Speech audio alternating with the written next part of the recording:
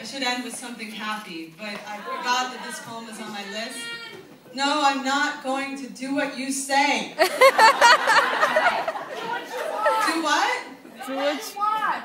I can't hear you, I really can't, but I can anyway because I already decided to read this poem. Anyway, y'all, I want to thank you so much for being so wonderful, and thank you to John and Joyce for having us here.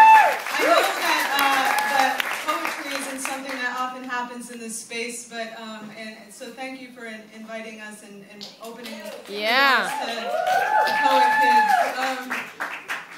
You know, I gotta say, it's fitting to end with this poem. This is a really old poem.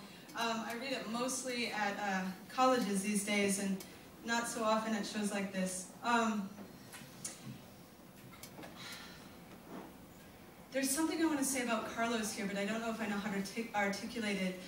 Nobody in the entire spoken word movement, in the history of maybe poetry in general, has ever spoken about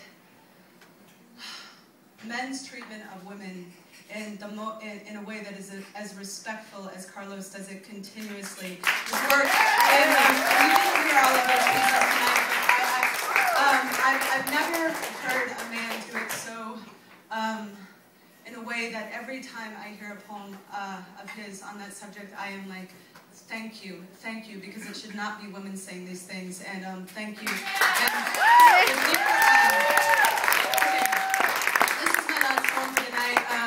Come to a show some other time, and I promise to end on something happy, and maybe Carlos will end on something. But I often think that, you know, okay, whatever, I'm just going to read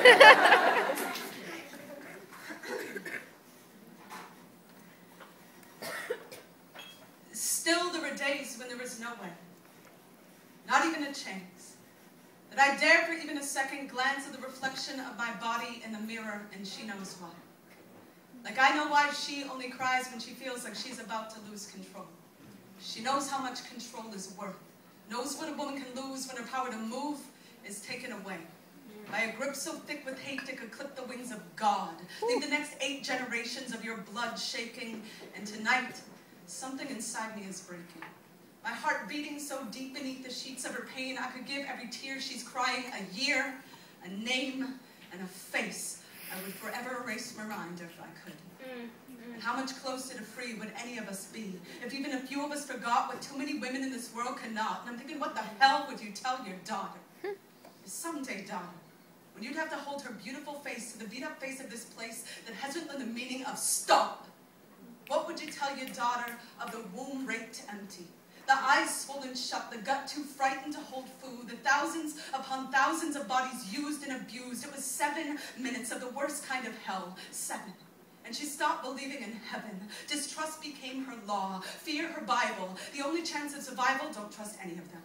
Bolt the doors to your home, iron gate your windows, walk into the car alone, get the keys in the lock, please, please, please, please open. Like already you can feel that 5-finger noose around your neck, 200 pounds of hatred, digging graves into the sacred soil of your flesh, please, please, please, please open. Already you're choking on your breath, listening for the broken record of the defense. Answer the question, answer the question, answer the question, miss, why am I on trial for this?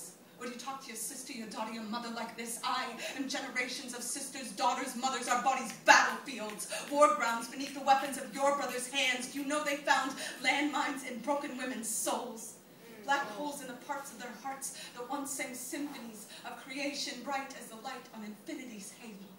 She says, I remember the way love used to glow on my skin before he made his way in. Of every touch feels like a sin that could crucify Medusa. Kali, Oshun, Mary, bury me in a blue blanket so their God doesn't know I'm a girl. Cut off my curls, I want peace when I'm dead.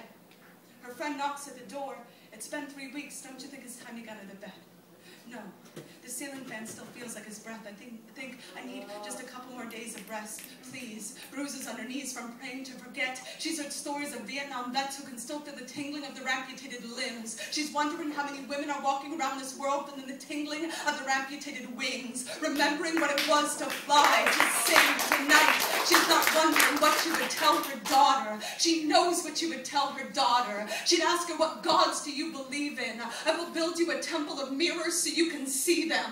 Pick the brightest star you've ever wished on. I will show you the light in you that made that wish come true. Tonight she's not asking you what you would tell your daughter. She's life deep in the hell to slaughter. Has already died 1,000 deaths with every unsteady breath, 1,000 graves in every pore of her flesh, and she knows this war's not over. Knows there's bleeding to come. Knows she's far from the only woman or girl trusting this world no more than the hands trust-rusted barbed wire. She was whole before that night, believed in heaven before that night, and she's not the only one. She knows she won't be the only one. She's not asking what you're going to tell your daughter. She's asking what you're going to teach your son.